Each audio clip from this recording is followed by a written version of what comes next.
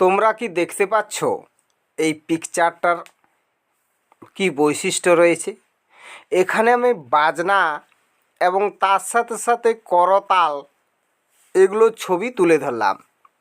তো দক্ষিণবঙ্গের বিশেষ করে লোক সংস্কৃতির মধ্যে পুরুলিয়া, পশ্চিম বাঁকুড়া, পশ্চিম মেদিনীপুরে এক ধরনের বাজনা প্রচলিত আছে, যাকে আমরা চলতি কথায় বলি শিং বাজনা। এই বাজনা ক্যাসিও করতালের সহযোগে নাচ করা হয় এবং প্রচুর পরিশ্রমী ছেলেরা এই বাজনার সঙ্গে যুক্ত। এটা একটা বাংলার লোক সংস্কৃতির অন্যতম উজ্জ্বল দৃষ্টান্ত। তো বন্ধু, আমি পরের ছবিতে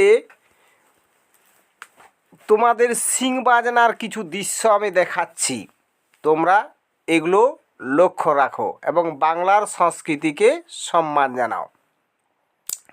তো বন্ধু, এই যে শিং বাজনা কেন নাম হলো, পূর্বতন যে সিংভূম অর্থাৎ পুরুলিয়া, যে সিংভূম আমরা জানি, সেই সিংভূম নাম থেকে হয়েছে শিং বাজনা সম্ভবত। আমি একজন বয়স্ক ব্যক্তিকে জিজ্ঞেস করে কথা জেনেছি।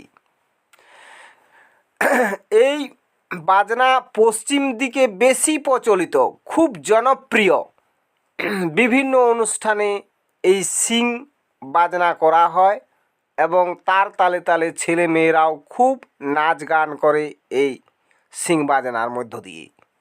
বিশেষ করে বিয়ে বাড়িতে আমি একটা গিয়েছিলাম, সেখানে এই শিং বাজনার দৃশ্য দেখে আমি মুগ্ধ হয়ে ছবিও তুলেছি। আমি শিং বাজনাটা তোমাদেরকে দেখিয়ে দিচ্ছি, তোমরা ধৈর্য ধরে এই শিং বাজনাটা দেখে নাও, তা আর বাংলার লোক সংস্কৃতিতে বারে বারে সম্মান জানাও। আর এই শিং বাজনার দৃশ্যগুলো দেখে নাও কি বলছে এই বাজনার মাধ্যমে।